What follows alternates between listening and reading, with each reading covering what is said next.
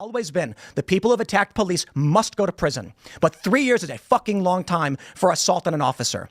We have seen people on the far left, notably when they were firebombing shit all across Minnesota, 33 people murdered. And how many criminal charges do we get for this? When they firebombed a police station and forced the police to evacuate. On May 29th, 2020, when thousands of far leftists firebombed the White House grounds and set fire to St. John's Church and injured 100 police officers, how many fucking people went to prison for 3 years? How many of them who never showed up on that day are in prison for 20 years? Enrique Tarrio wasn't even in D.C. on January 6th. And you are saying that man who his only crime was, quote, don't leave. That's his only crime. You think he should be in prison for 20 years because you're a fascist. You don't care what the facts are. You don't care if this is unjust. You only care that the machine state has decreed you are not to be locked up. And this is the problem I have with the left. They don't know the facts. They don't care about the facts. They view morality as a blanket government stroke of the pen, and every person, regardless of their crime, should be in prison for decades. I reject it outright. The people who fought cops should go to prison. They did. It's been 3 years. But when you've got people who are on misdemeanor charges for having walked into a building at 4 p.m. after the riot, and I know some of these people, they walked into a building for 2 minutes and walked out, and they got 18 months for that. I don't see you defending the innocent people who walked onto a public grass at a public building after a riot had been completed. You don't know. You don't care. You've taken a tribal position and people are suffering because of it. Now you say that Donald Trump saying the injustice that we've seen warrants commutation or pardons. You say that means he's advocating for violence. This is the ultimate problem. Then you cite a press release from Maryland saying, but the right's more violent. There is a distinction between a white supremacist as a right-wing group and a run-of-the-mill Christian conservative who showed up on that day not to protest. Let's talk about Brandon Strzok. He never went in the building. He was on the other side of the building. There was a permitted protest. He walked up the stairs and he was yelling. They put this guy in prison. There is Owen Schroyer, who was at a permitted rally, who was yelling death to communists. They put him in prison and specifically cited his speech. My dude, you don't know what you're talking about. And it's fine. I get it. We try to be polite. We try to be nice. But there are so many young liberals who sit here and say, the corporate press told me that these people are bad and the machine state government has decreed it by pen. So I don't care what crime they committed. I don't care what the jury said. I don't care who was on the jury. Enrique Tarrio, who was not there, should be in prison for 2 decades. Tell me this now. Why is Enrique Tarrio in prison? Yeah, so they uncovered with him his plot to overthrow the government. Enrique Tarrio? Yeah, and his organization. What plot? Who's they?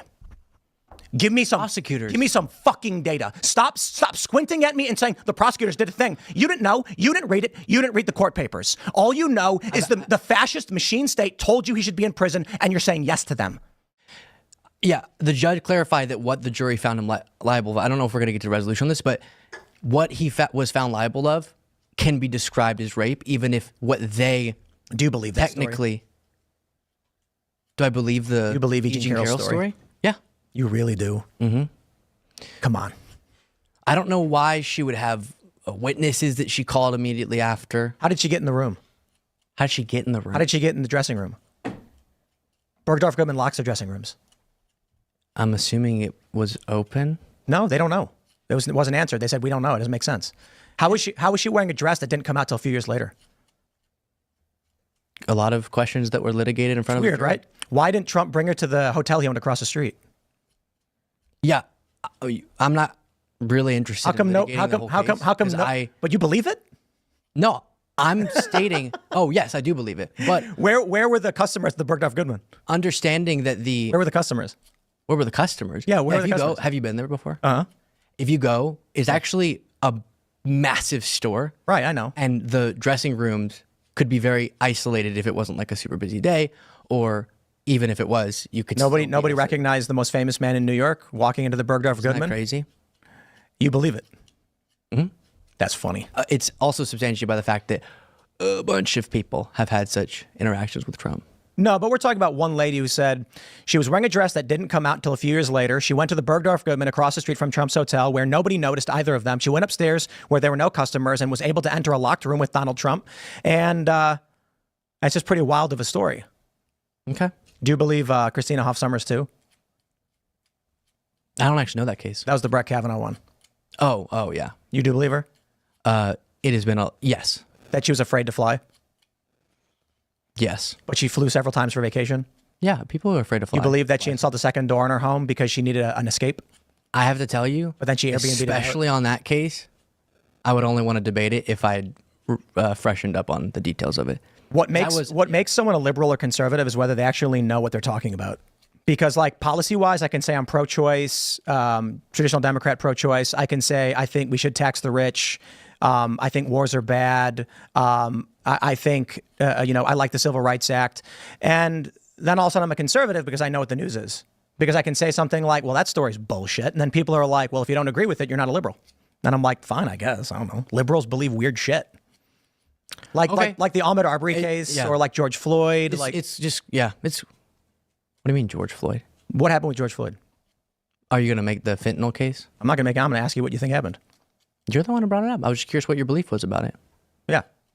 I think that someone kneeled. I think he brought it up, and so he asked you about it, and then you asked him back. And I'm just curious about what your opinion is on it. I think you don't have one. I think you don't know what to say. I do know what to say. I think you're scared that if you say the wrong thing, someone's going to. No, I'll talk. Sure. Derek Chauvin caused George Floyd to die. Oh. Because he had his knee on George Floyd's back neck area. And what did that do? Killed him.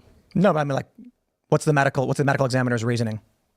Is it suffocation? Is the technical term? No, I don't think you know what you're talking about.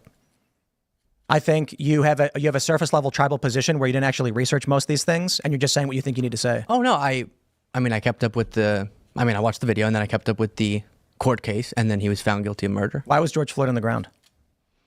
Tell me. I'm asking you. Because they got into an altercation, so he brought him to the ground.